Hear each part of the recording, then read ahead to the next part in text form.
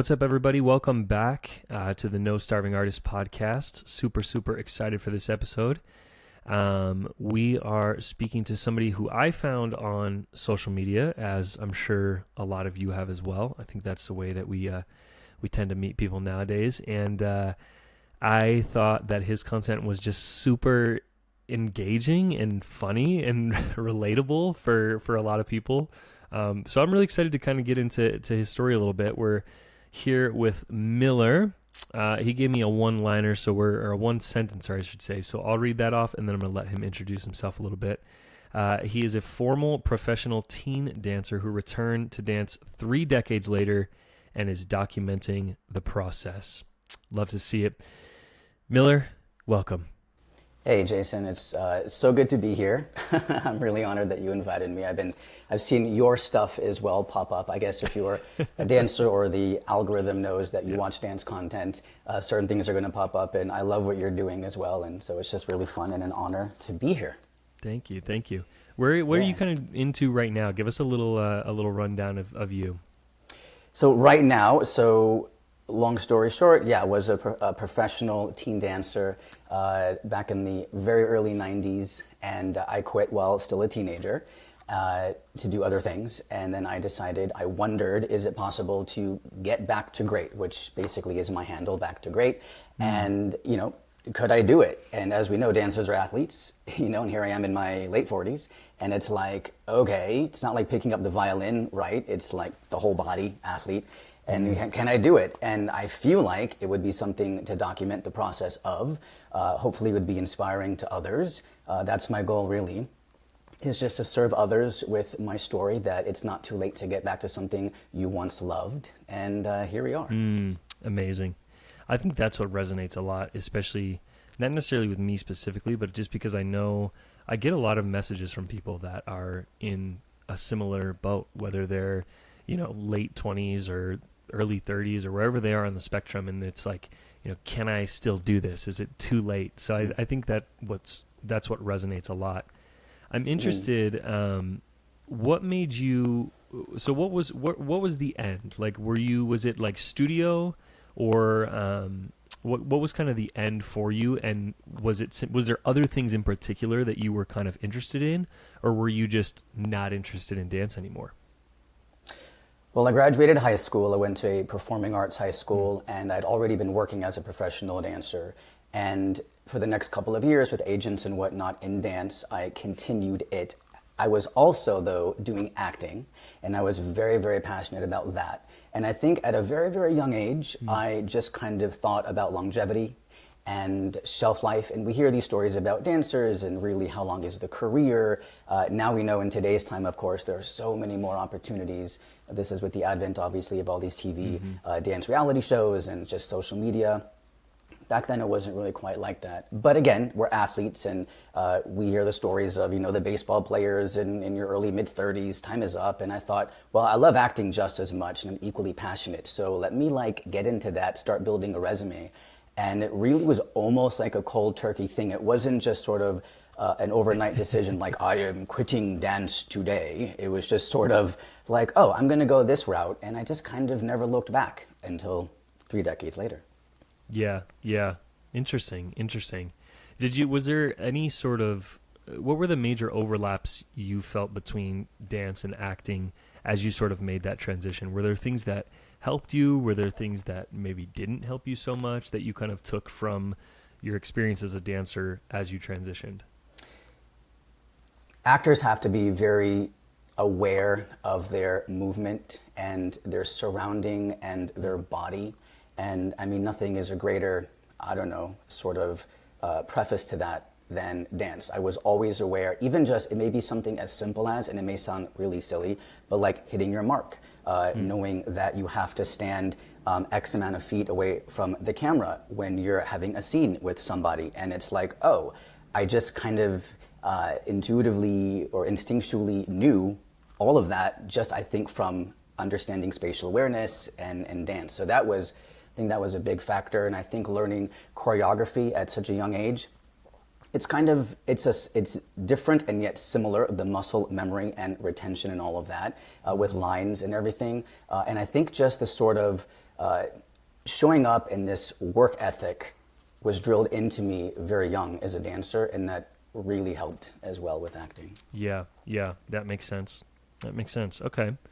So we fast forward. Was it literally just a thought one day of like, hey, I should get back to dance? Or was it like, was there something that sort of tipped that scale for you again? Well, I've been a creative in one way or another for, I feel like, my whole life. And when I was only like in my 20s, again, this is decades before social media and creating your own, online content, just always thinking of what would be maybe a good TV show, a spec script to write.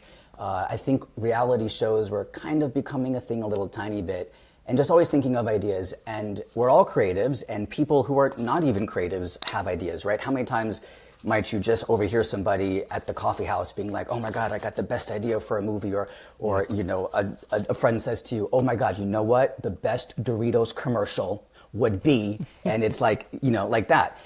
But these ideas, they come and they go all the time. You don't really remember them. And as we know, it's about execution. It's about following through. And this idea of returning back to something years later, like after high school, was with me when I was very young. And for me, that thing, of course, would be dance. And for, maybe this girl over here, it might be returning to singing, which she won all the awards in high school, but she just stopped because her parents wanted her to be a doctor. And this person was this amazing musician who was booking jobs at 16 and then just stopped. And let's see, and I had this idea of, what would a series be like of following these people returning to something they were proven to be great at? And of course, again, that thing would be dance for me. And the idea never left. It kind of hung around. And then I'm in my 30s, early 40s, mid 40s. And I thought, you know what? If I'm going to do it, and if that thing for me is dance, it's got to be right now, not when I'm like 65 or whatever. Of course, there are dancers at 65 and they're brilliant and they're booking and they're extraordinary. But I thought, let me just do this now. And it was kind of at the time, working a full-time salary job. And on top of that, working in a restaurant in these crazy hours. And I'm like, I got to make this happen, though. It was like burning inside of me. And here we are. Yeah. That's incredible. Where were you in terms of... obviously, you were older than you were when you started. But where were you? Like, had you kept in shape? Where were you kind of physically at this point when you decided to go back in? Was that a part of the process? Was there a hurdle that you kind of had to get over in terms of that aspect? Or were you kind of already like still ready to go, just a bit older? I love that question. If I had to tap back into my brain, when that was, which at this time would have been 4 years ago, although with the pandemic there has been so much stopping and starting with my return to dance. I remember when I returned officially, I felt very out of shape. Now I'm naturally like a fit person, relatively thin, all of that. But okay, so I remember myself as a teen dancer, and I was very like jazz, lyrical jazz, hip hop, I think were my specialties. Part of that was my flexibility. And I didn't want to return to dance, like having not stretched for, I don't know, decades and decades. I had like a little like window of yoga where I was like able to be a little bit flexible again. But like, I just remember like, oh my God, if I'm going to return to dance and I can't even do a high kick. Like, so I just felt very, I think, in my head about that. But also at the time, I had a shoulder injury, which prevented me from going to the gym and lifting weights. And I was at that time, ironically, more out of shape than I would be generally. So I remember returning to dance in my first class, feeling out of shape, just not even in my body anyway, and then really not in my body because I hadn't danced in 25 years. Yeah, that makes sense. So you start getting back into it. You're taking classes here and there. I'm curious, were there things that stood out to you, or maybe you haven't even thought about it, but are there things that you were bringing to dance spaces that you hadn't been bringing before because of where you were at in life now? Hopefully that makes sense. Was I bringing things into my dance classes because of where I was at the time in life versus when I was a teenager and all of that stuff? Yeah. Yeah. It's tricky to tap into my teenage brain because obviously it's a long time ago, and all the science is showing now more than ever that memory is unreliable. It's really about perception and all of these things. So I feel like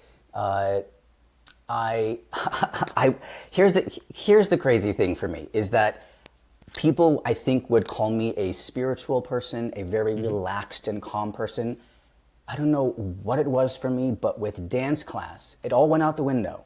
So I think that because all the years had passed, I was like kind of impatient with myself, and I remembered the dancer that I was, and I was giving myself grace, but also I was not. I wanted to be as good as the 16-year-olds that I was dancing with, as if no time had passed. I admit, I was very unfair to myself. It took me some time to be kinder to myself in the process. So interestingly, I think what I brought to it was a sort of unfair expectation and impatience I had with myself that I didn't have as a teen dancer, because when I was a teen, it just kind of was easy and it flowed. Yeah, that's really interesting, actually. Was it something that you caught on to right away, that you were kind of holding yourself to that false expectation? Or was it something that took some time for you to kind of realize, like, wait a second, I'm approaching this wrong? I think it was pretty immediate.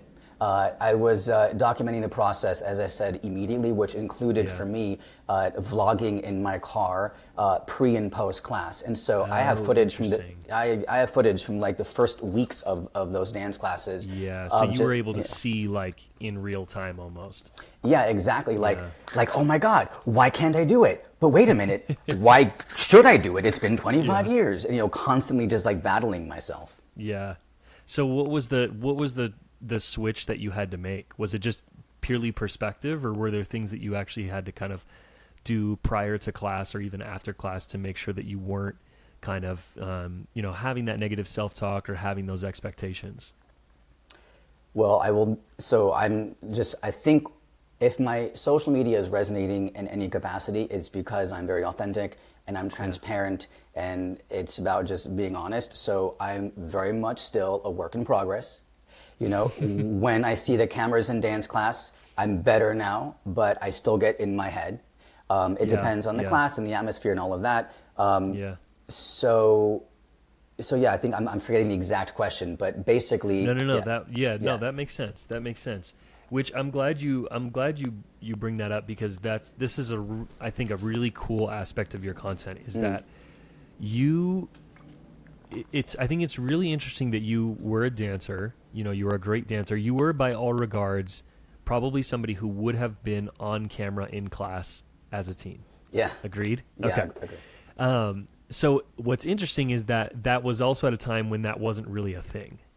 So now that you're going back into it, what is that perspective like? What was the first experience like when you were like in class and they're like, okay, let's film groups? Was it immediate terror, or were you kind of like, okay, let's try this out, and then shock and terror? Well, for me, it was funny because I'm this guy returning to dance. I'm making a docuseries out of it.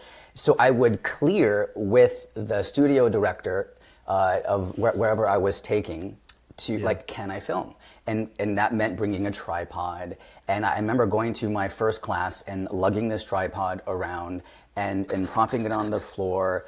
And within seconds, I feel like I just saw cameras everywhere. And it was this, it was like everyone had their iPhone. They may not have, had the tripod situation, which I learned later, by the way, does not work because the floor is like too bouncy and the footage is not going to hold. And I would never want to have a tripod. Again, it was cleared by the studio, but it is a little bit, it feels kind of invasive. Anyway, I was like just mortified that everybody had their phone out. And it made me realize very quickly, oh, this is a whole different time. Like everybody is filming, and what I'm doing may be unique and special in that I'm documenting this journey, this process. That said, everybody had their phone out. And it was very shocking to me. And I had this immediate sort of, I think, resistance to it. not just from the students. You know, students do they hand you their phone in class, all different kinds of things that, you know, I've had to really work through as the time went on. But the teachers filming and then having groups and filming groups, that for me is, and then so in time, I have found classes that do work for me. I have to be like, okay, I know that I need some new footage of my dancing on camera, so let me go to X class because I know that they do it, and in a way that I really respect. So I'm going to go there. You know what, today I really don't really feel like being filmed. I want to be allowed to mess up a lot, so I'm going to go to this guy's class because he kills it in that department. Yeah. That's really interesting. Yeah, it's one of those things where it's like, I feel like what we're missing at the moment is a little more, I think it's getting better, but a little more transparency from teachers in terms of what their class is going to entail. Because I know for me, like, sometimes I would just feel kind of shorted when it was like, when filming was a big part of the class and I wasn't expecting it. I would kind of be like, well, this is kind of lame. Like, we're spending 15 minutes of this class that I just paid for just filming groups. Whereas I think, in my experience at least, when I know ahead of time that that's kind of what I'm getting into, kind of like what you're alluding to a little bit, it's a little different. You're able to, like, I mean, you know it's going to happen. So it's kind of like, okay, cool, this is what it is. Right. But it's definitely and I agree with you too that there's some people that do it really, really well. Yeah. And there's some people where the balance is just a little bit off, you know. 100%. I'm curious, did you grow up with cameras in the classroom? So, not initially, but pretty soon after. I started dance kind of late as well. I started around 14, 15. Oh, okay, same. And then I started teaching at 16. What? Which was, way too young. I always follow up that statement with that statement that it was way too young. But it was right around the time with, I don't know if you're familiar with like Ian Eastwood and Brian Puspos and some of these like street dancers, they were starting to post like class footage from when they would like travel around, and so when I started was right around when class footage was kind of like kicking off, and it was still very rudimentary. It was like terrible quality, like one shot shaking. Yeah. And so I did that whole kind of thing when I first started teaching. I would film my classes and things like that. So it was definitely a part of my evolution in dance, a lot more than somebody that might have started a little bit before me. Yeah. But it's weird. It's still, and I tell dancers this all the time, no matter how comfortable you get, it's still a little uncomfortable. It's still a little bit like there's still that immediate feeling of like, okay, like, I don't know. It's very weird. Yeah, no, I'm with you. No matter how used to it you are, there is always this performative element to it that is ultimately not what I remember dance class being, which is a very just a very private and safe place. Yeah. I'm interested. I want to earmark that because I want to come back to that, but I think this will be rather quick. Sure. Did you feel any, because you acted, obviously in acting and film in general, you have the opportunity to retake things. So your experience with the camera is a lot different because you even though you also don't want to waste time, you don't want to waste money, you know that you can redo something. I think that maybe for me is part of like my struggle with like dance class filming is in your head that like you probably are not going to be able to redo it. Yeah, no, 100%. And for me, as a dancer, when I did book jobs, the rehearsals would be obviously part of the process. So and then if you don't think you know the choreography as great enough, you can be off to the side, just like, marking and everything, but you probably had days of rehearsal, and once in a while a director or a choreographer would, throw things, there'd be a camera change or something, and you got to do something like on the spot. But mostly you do have time with it. Even in the audition process, I have found even, like, there are choreographers who today, when they hold auditions, they are slower with the choreography and they take time to drill it into the dancers. They're almost more patient in that process than in dance class, where they're throwing, 22 counts of 8 and then filming in 40 minutes.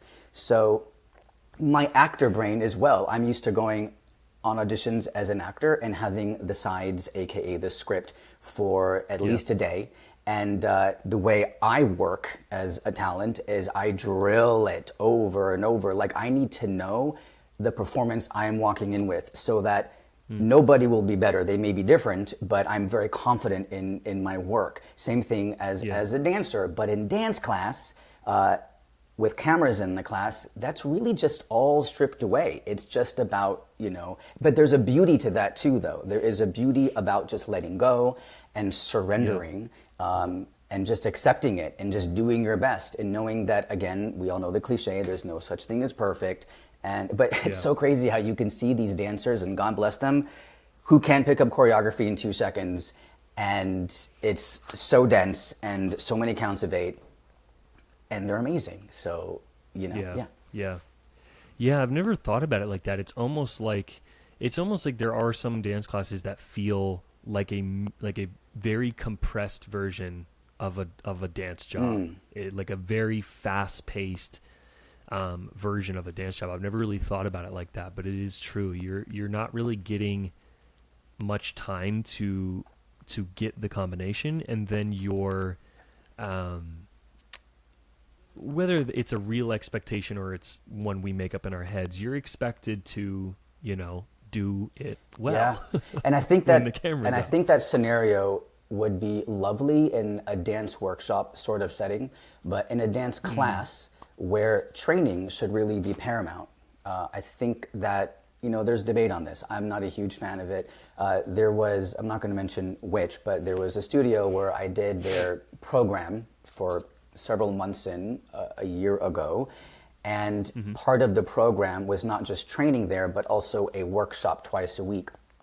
That said, those workshops were advanced classes. They weren't like, in my mind, what a workshop should be, which is kind of, giving you tutorials and let's work today on how to retain choreography better, that kind of thing. Yeah. There were a few teachers who came in who did handle it, in my opinion, like what a workshop should be.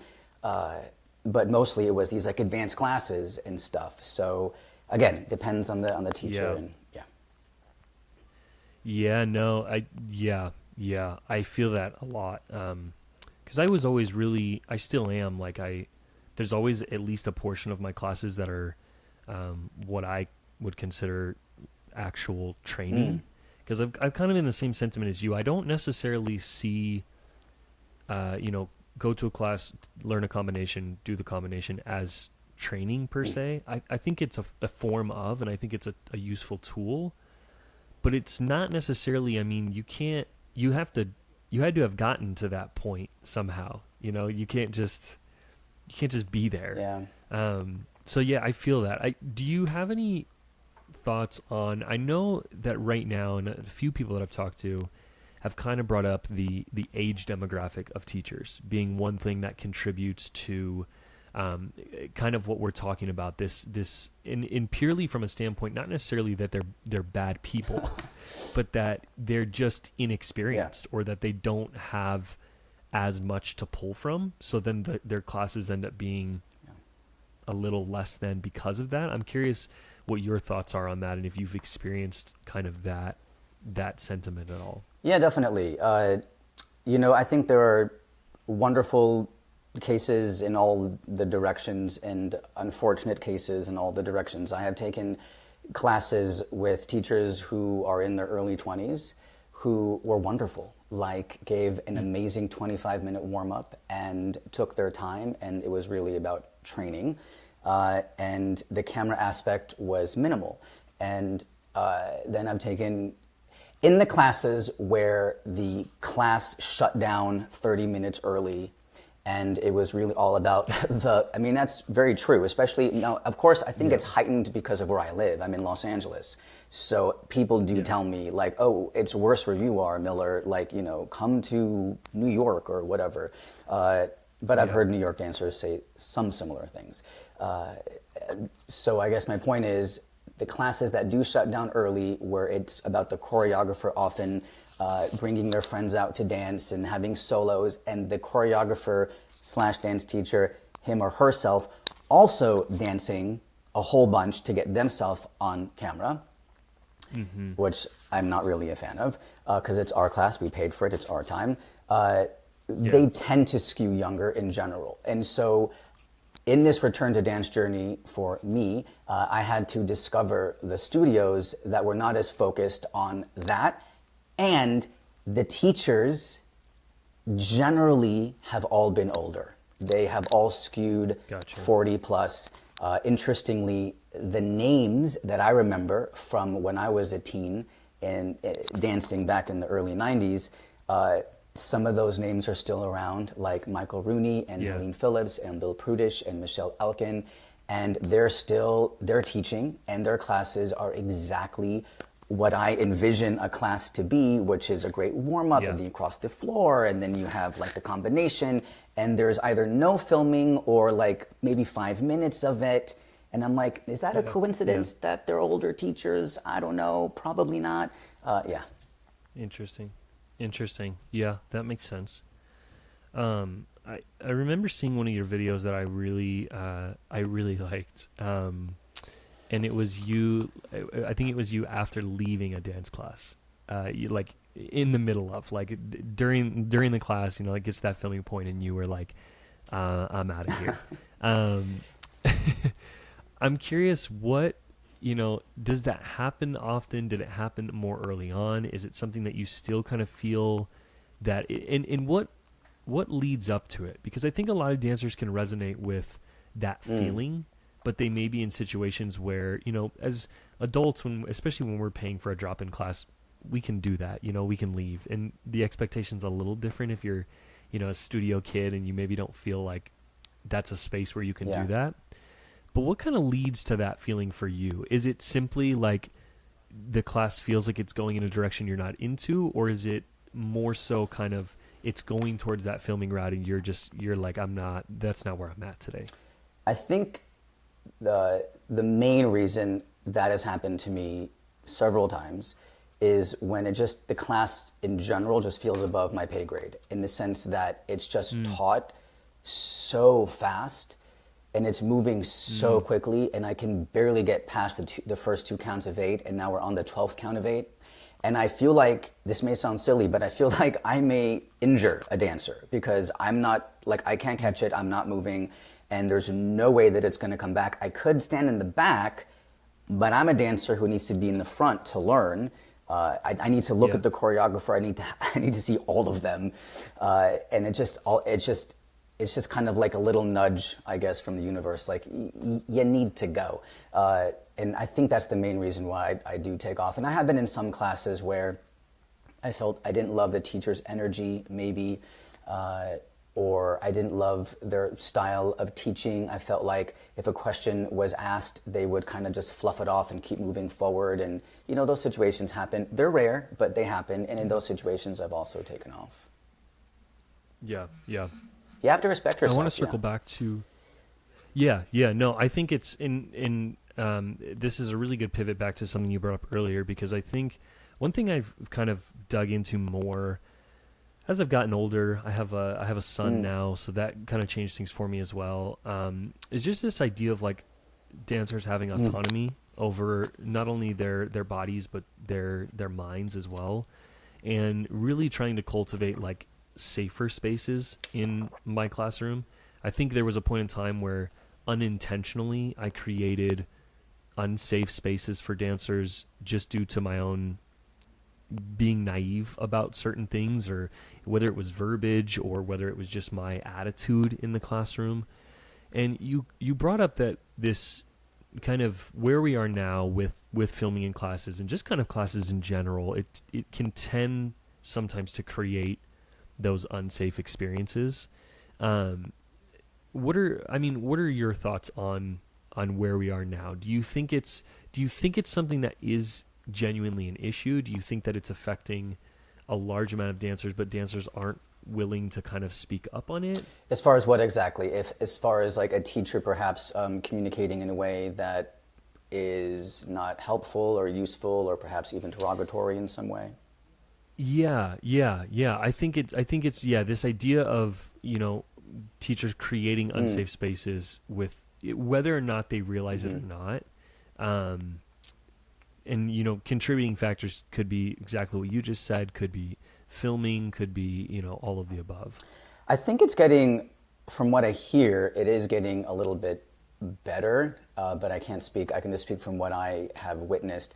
I know that earlier this year, I don't know if you saw that, but there was a whole kind of viral thing in the dance community. I think with steps for April Fools, they did some sort of post where they said something like, there's no cameras at our studio today, it's not allowed. But it was an April Fool's joke, but they weren't clear on that. And it really backfired because thousands of dancers, like thousands, were like in an uproar about it. Like it all just came out how much they did not like filming, and it like really turned the industry a little bit upside down. At the same time, my content was just about posting. I had been talking about this because I hadn't been public on my feed with my journey until I think March of this year.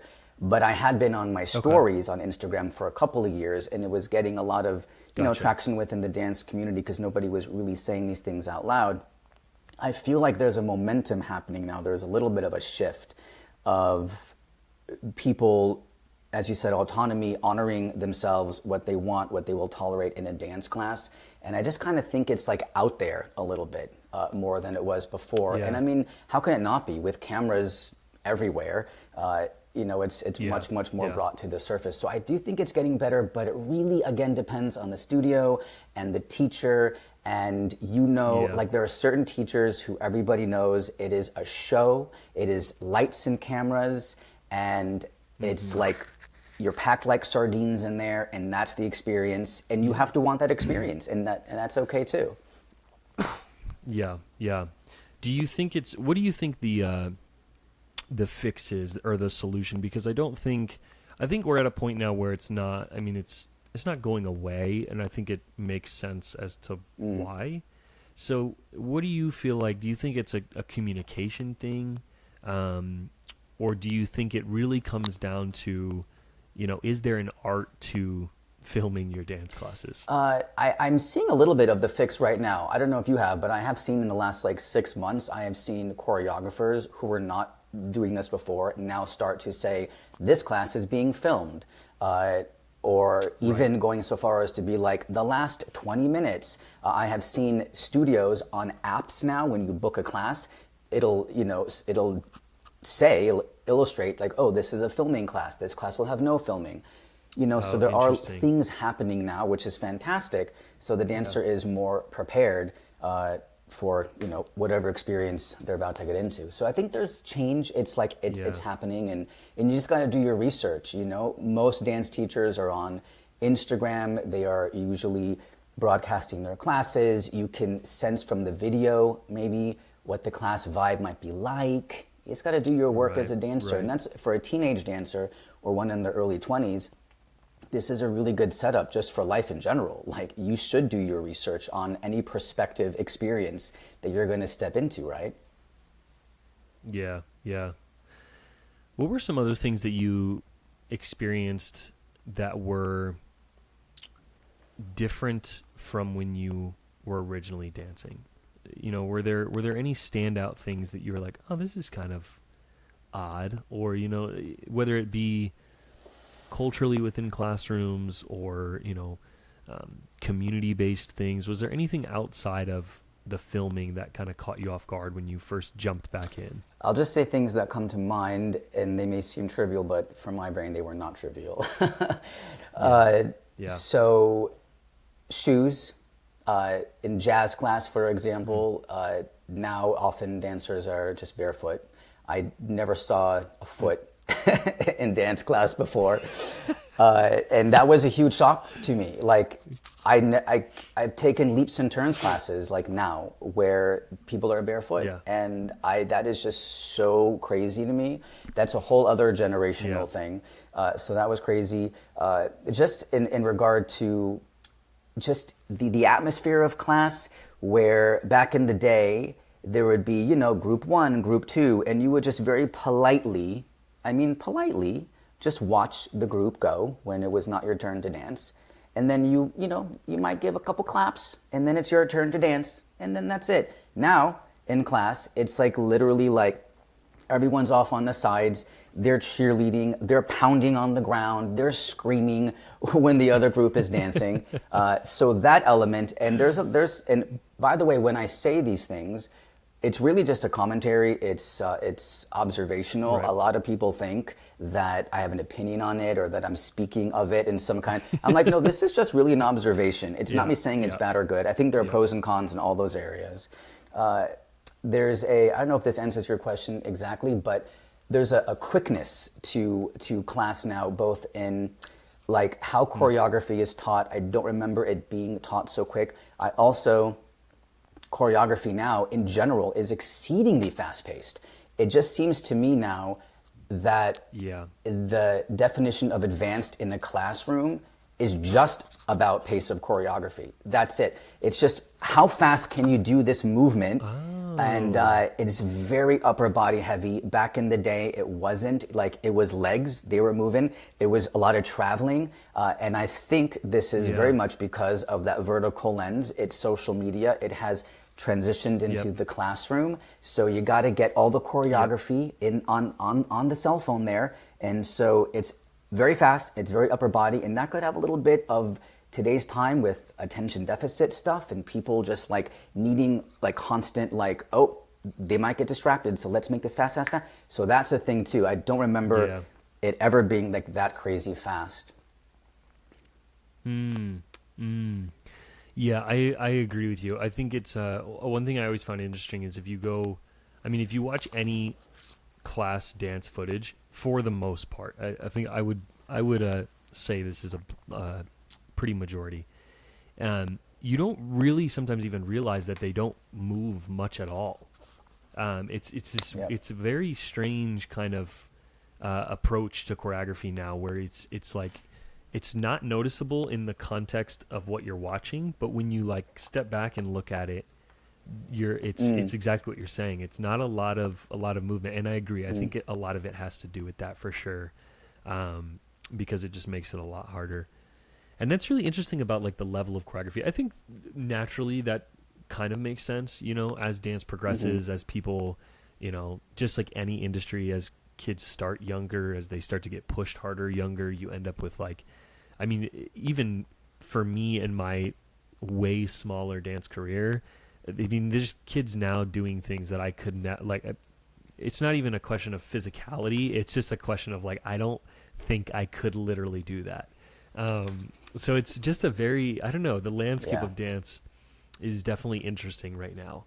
And I think that there's a lot of classes that are, to your point, they're not reachable for some people, and it's not really like a level thing. It's I don't know. I see some of these classes where I'm like, I would consider myself an advanced dancer, but I could never do this combination. Like, it just is not within the realm of my physical being. So it's a very interesting time for sure.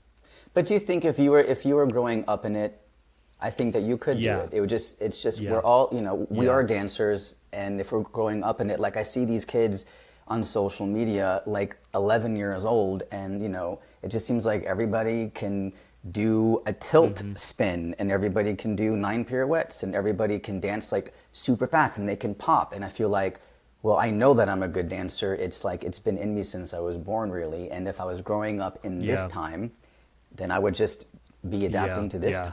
No, for sure. And I think too, the time period plays a big role in the sense that we do have these cameras now, and it picks up so much. Yeah.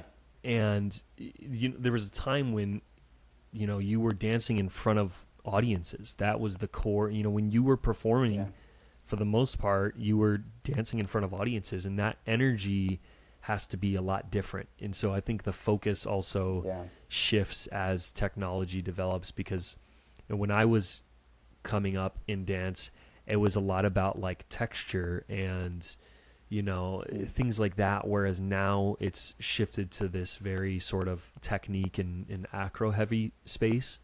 And I think it's because those things scale really well. And I'm never one to not admit that, you know, a backflip scales really well on social media. So I get why we're there. But it is weird. It is weird. Yeah, it's very weird. And I guess I never really was a competition dancer. They weren't around when I was young, at least in California. I didn't know about them. There was only one, and I did that one, and it was a huge one, and I won it, which was extraordinary. And I threw in, I think, because I was a gymnast before I was a dancer, and I remember throwing in like one aerial, and that was like it. Now, to your point, I know, right? But it was really special back then. So now I hear that acro and stuff, there's so much, again, debate on that. Like people say the judges reward it, and then dance moms will DM me and say, oh my God, my kid has what you talk about it. You know, they have the musicality and they have that spark and passion for dance, but they don't have the acro. And so they don't win the competitions and they're so defeated and that kind of, and I always tell them, this is just for them now. And it seems really important right now, but this is not about a dance career. It's not about longevity. Nobody's asking what competitions you won. It feels very, you're just in your little incubator right now. But, I know it's hard for a kid to think long term, but you got it. Yeah. You're building in my pivots for me, Miller. I'm really curious how your experience on social has been since you've started this journey. I know, I've had my fair share of messages and things like that. Has there been any surprising messages that you've received, whether they were negative or like super positive? What has kind of been the feedback been overall? So we're talking right now 6 months, I think, ish into me being public with my return to dance journey. And I put all my eggs in the dance basket. So I'm not going to lie and say like, I didn't have big dreams, for this. I definitely hoped and anticipated if I put in the work and the time that it would reach people. That said, I did not know that it would reach people as quickly as it did, which has been really lovely and beautiful. And the feedback has been, it's just been super inspiring. It's just been really quite lovely. And I think I was an early settler on YouTube in like 2007, and I've had several different YouTube shows along the years. I wasn't very consistent with this project. I am. My point is being an early settler on YouTube and just even being a viewer of YouTube and social media, you see the ridiculous comments, the hate for even just the sweetest videos. There could be a baby in a high chair, and people be like, oh, that's a baby, and it's, and say something like crazy. Yeah. And you're like, oh, okay. So there is a certain percentage of society that is, I don't know, pathological, crazy, mean, whatever. And let's not take them seriously. It's just built into this. And so if I do get, which for me, it has been super minimal, but if there's any pushback or any just hate to be hateful, which again is minimal, it's just like, whatever, it's social media. It's just part of it. Yeah, that's fair. How about for you with your journey on social? I would say about the same. There's been it's case by case. So there's been a couple videos where, because the thing with my content, and I don't know what your process is like. I found that if I had any sort of resistance to my creation, I just would not do it. Like I would just get lazy and not do it. So it had to be as like streamlined as possible. So wait. So what does that mean? If you had resistance to your creation, you would not do it. So meaning like how I create right now is I stick my phone. I have a little holder in my car, which is where I film a lot of my videos. I stick it there. I record. Yeah. I rarely ever record twice unless I severely misspeak. I caption it. I post it. It's about I would say a 5-minute process. And throughout, I've tried different things. I've tried like lights, little microphones. And what I've found is like if it's even an extra 2 minutes for me to set something up, I just don't do it. And so what comes with that is, one, it's already really hard to fully contextualize some of these concepts in a minute to a minute 30. So that's like number one, is it's already really challenging. Two is because the creation is so fast paced, there's been a couple of times where I'm like, man, I really could have said that a little better. And so most of the time I kind of know, right when I hit that publish, I'm like, this one people might not take this exactly how I want them to take it. But the only thing that's been like for me, and I think it's just my niche, was I didn't expect as many studios to reach out to me as I did, not liking some of my videos. Interesting. Yeah. Okay. And so that's been like an interesting kind of thing that I didn't really see. Can you give an example, not of the studio, but like of maybe the content that... it's a lot of times it's when I post, what was the most recent one that I posted? I think it was, man, I can't remember what the most recent one was, but usually if it has to do with like studio politics, like if I talk about like, if your studio, these are some studio red flags. If you're experiencing these, it might be, time to look for a different studio or have a conversation. And when I tend to post things like that, I'll sometimes get studios that'll be like, hey, can you take this down? My parents are like circulating this in our Facebook groups and it's causing a lot of drama. And at first it caught me really off guard. Now I kind of have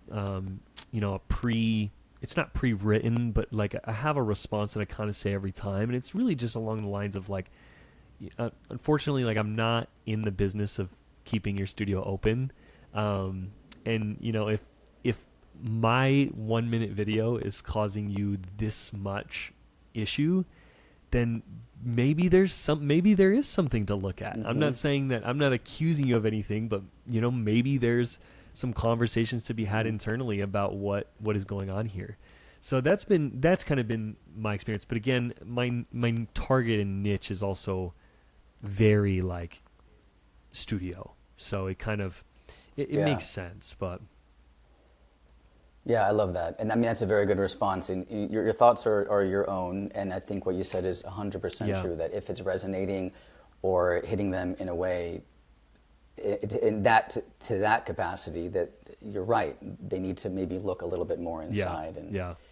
But no, I would agree. Overall, it's been incredible. I mean, some of the messages I get from dancers that are just like, I don't know, it's just cool. It's cool to see like that dance. We know it's worldwide, but it's totally different to experience it. When you interact with people from like all corners of the world, and it's just it's a really, really crazy thing. So it's that's been, and it blows my mind still. People reaching out from all over the place, and and when I go there, I never share who, because it just feels, I don't know what the word is, it just feels maybe self-boasting or something. But every time I go onto Instagram, and I didn't know this until I began posting, like it'll give you notifications, and then it'll be like priority. So if somebody has a bigger account, they'll tell you, who likes your content or something. And all the time I'm like, oh my God, like that person, like, what? And I'm like, that's crazy, and that's pretty cool. And so that's been, it's funny because someone I know who teaches entrepreneurship, she teaches branding, she teaches how to grow online. She told me to not focus on dance. She told me that dance is not big enough. And I just had this like immediate sort of rejection of that. Like, okay, she teaches this, she makes many millions doing that, she's got a tremendous amount of followers. It doesn't mean that, she's right on everything, and maybe she has a point, but in my mind, to what you were saying earlier, dance is global, it's huge. And then we have to find our branches off of the dance tree. Like you said, for you, a branch is probably studios. And for me, it might be dancers who are older and thinking about coming back or whatever it is, but I know it's touching people of all ages. But it just taught me, in these 6 months I've been posting, like, oh my God, like I have a voice, even if my content isn't even me dancing. It's me talking. It's being a talking head. It's sharing these stories about dance class, which I didn't anticipate I would do with Instagram. I thought that would be really just for YouTube. And then it became like, a sort of blessing. This may sound sort of crazy, but a blessing from the universe is that right now, I always say this, it's just my own weird thing. It's not dance related, but I have an injury right now, so I'm not currently dancing. And, it's been like ups and downs and all of that. That said, it was a gift from the universe showing me, like, oh my God, I wouldn't have gone in this sort of trajectory with my content with dance in this way had I not had the injury. Yeah. And this is the stuff that really seems to be resonating, with people most. Yeah. And there's stuff out there. There are dancers, they want to hear what's up. Yeah, that's a really interesting take, and I agree for sure. When I started everything, I kind of had this like, it was almost like a personal experiment of mine, this thought experiment of like, can I get people to believe that I'm an expert and book me for things without ever seeing me actually dance or do any of these things?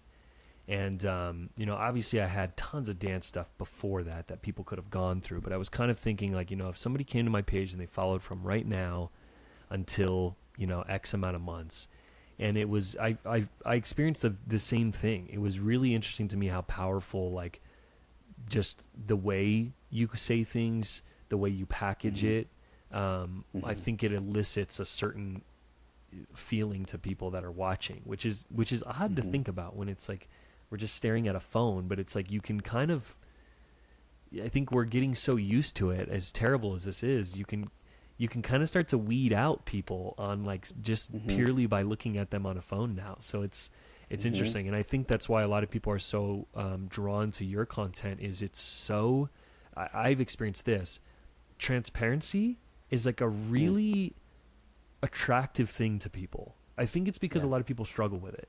They struggle with being transparent.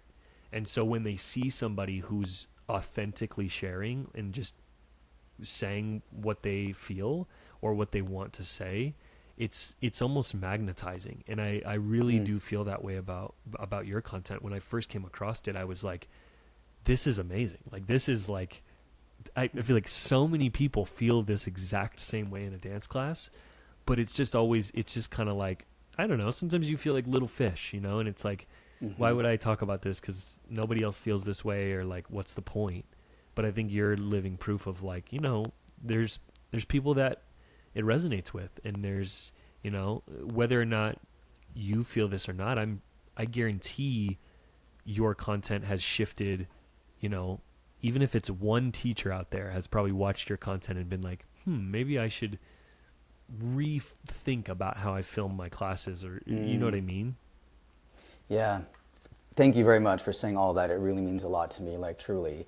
And yeah, I do, and again, I get so self-conscious, like saying if people say positive things. I guess I have to work on that through therapy. I don't know. But I do get, DMs from teachers who say, I teach my classes differently now because of your content. Yeah. And it's like, oh my God, I did not anticipate. It's amazing. And it's a beautiful thing.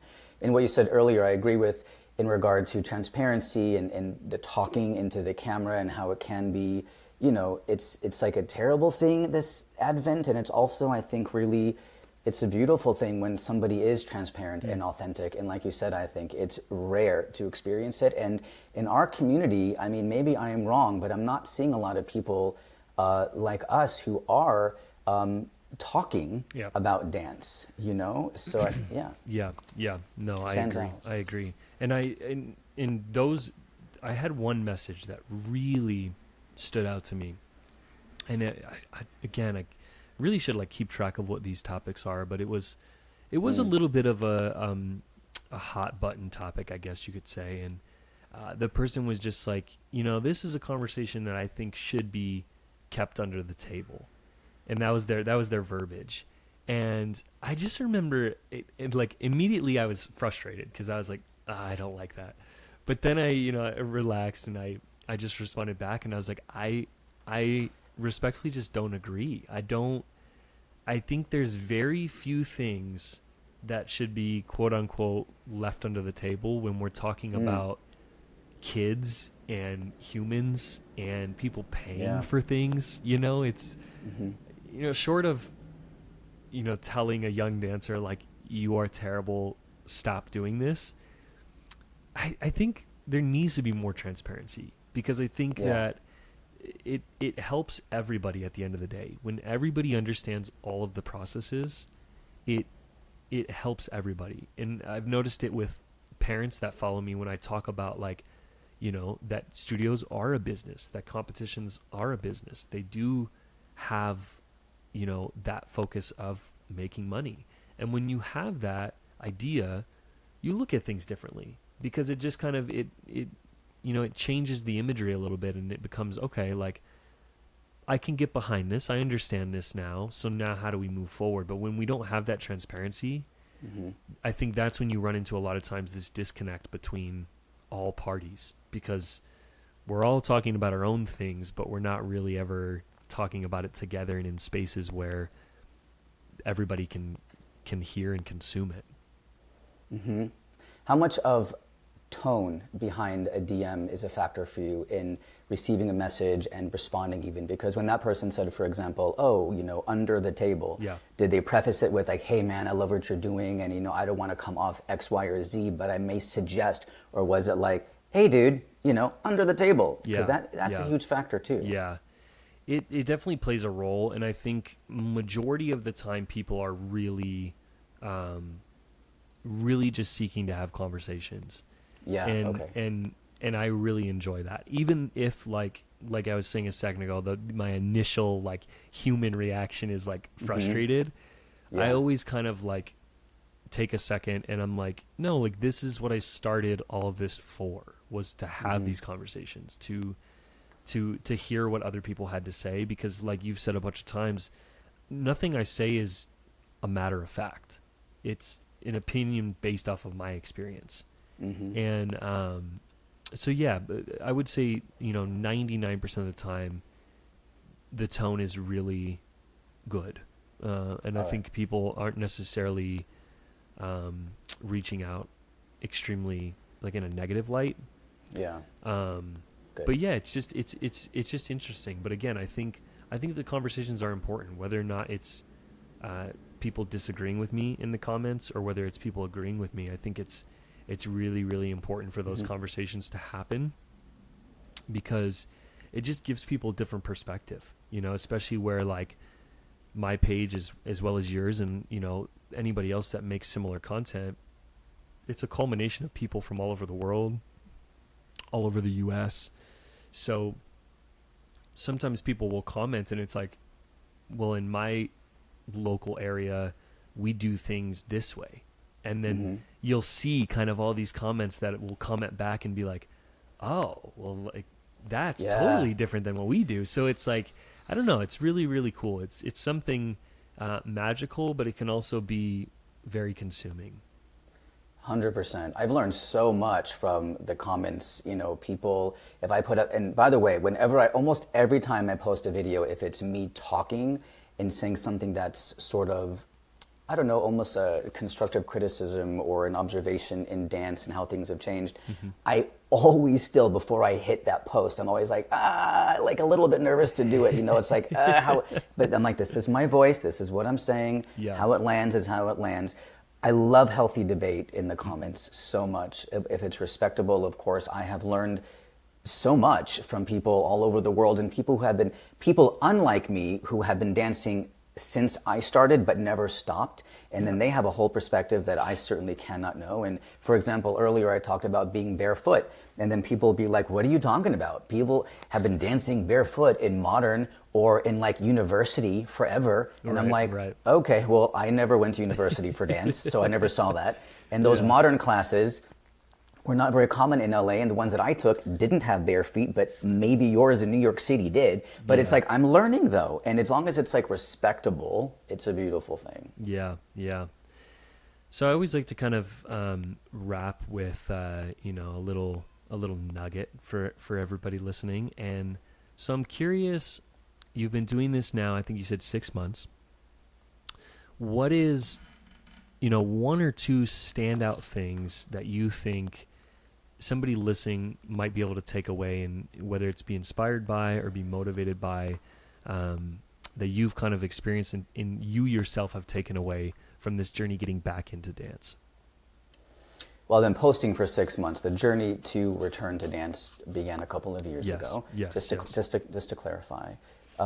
So what the question is exactly to like what I want to share, really just about the journey. Yeah. What like are your takeaways at this point? This may sound, cliche, but it's true. It's never too late to go back to something you once loved. You don't have to have been, I guess part of my conceit is, this thing you were great at, you won the awards and whatever. It can just be something that you love to do, a passion from your childhood that for some reason, you haven't touched in decades. So it's never too late to go back and pick up that thing.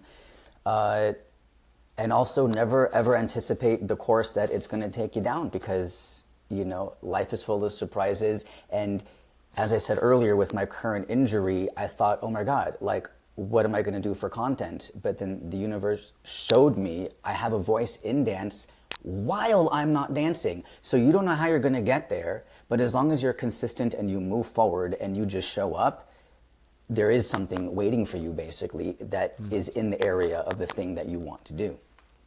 Yeah. Incredible. Amazing.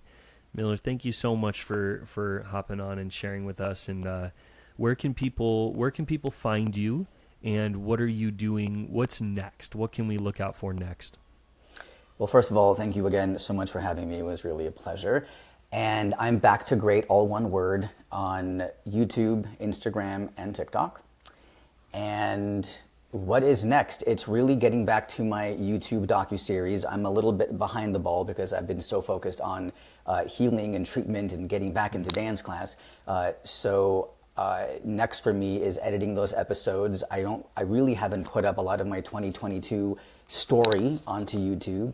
And I would recommend that people, if they really want to see my story in chronological long form, really appreciate the drama, the ups and the downs, a little bit behind the scenes as well. That's where you're going to find it on YouTube. So that's what I'm working on right now. I also, interestingly, as we're talking on a podcast, I'm going to have a dance podcast that I am going to be ushering into the world. I've been talking about that for like a little while. And so right now my tentative date, well, maybe I shouldn't say it, but it's coming soon. And I'd be honored if you would be on my show at such time. Thank you so much. Yeah, 100%. Yay! That's amazing. All right. So, Thank you so much. Miller's Instagram and YouTube and TikTok will be linked in the description. So if you're listening to this, watching it, whatever, be sure to check that out and check out his page. And thank you again. Thank you, sir.